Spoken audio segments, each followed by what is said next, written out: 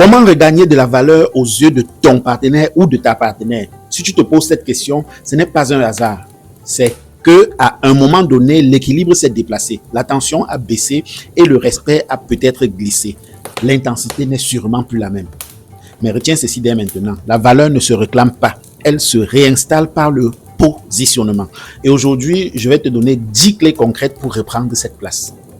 Avant de commencer, sache que ici, à la clinique des relations, on parle vrai, on parle stratégie et on parle résultat. Si tu veux un accompagnement personnalisé, écris-moi en privé. Je t'aide à reconstruire une dynamique saine, forte et durable. La première clé est recréer de l'espace. Quand tu es constamment disponible, tu deviens acquis. Et ce qui est acquis perd en valeur une fois. Prends du recul. Recentre-toi. Montre que ta vie ne tourne pas uniquement autour de cette relation. Ça concerne autant les hommes que les femmes, ce que je suis en train de dire. Deuxième clé, redeviens une priorité pour toi-même. Beaucoup se perdent dans la relation. Ils donnent tout, ils s'oublient et finissent par ne plus être intéressants. Retrouve ton rythme, tes projets, ton énergie. Une personne qui s'élève attire naturellement le respect. La troisième clé, stopper la quête de validation. Si tu cherches constamment à être rassuré, tu envoies un message de fragilité. Une personne solide observe, ajuste, mais ne mendie jamais l'attention. Ça, c'est universel.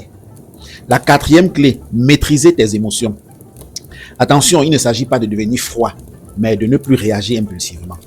Les réactions excessives font chuter ta valeur. La maîtrise, quant à elle, impose le respect de toi.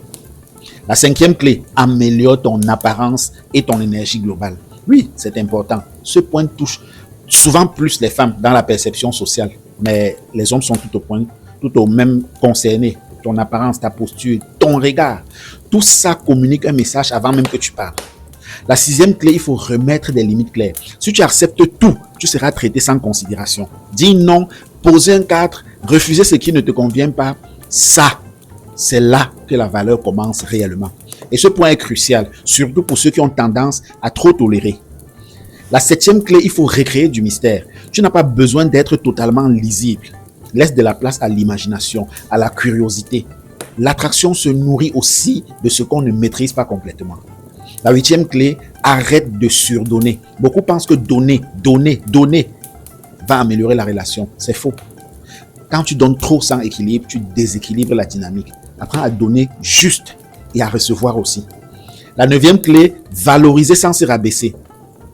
Complimenter son ou sa partenaire, oui, mais pas au point de s'effacer. Tu peux reconnaître l'autre tout en gardant ta position. C'est un équilibre subtil, mais essentiel.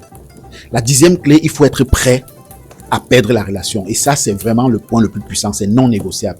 Tant que tu as peur de perdre l'autre, tu t'accroches, tu subis, tu t'adaptes trop. Et le jour où tu es capable de dire intérieurement, je préfère me choisir que de me perdre, ta valeur explose immédiatement sur le marché. Comprends bien ceci. Regagner de la valeur, ce n'est pas redevenir comme avant. C'est évoluer à un niveau où l'autre est obligé de te regarder différemment. Maintenant, pose-toi cette question. Est-ce que tu veux sauver la relation à tout prix?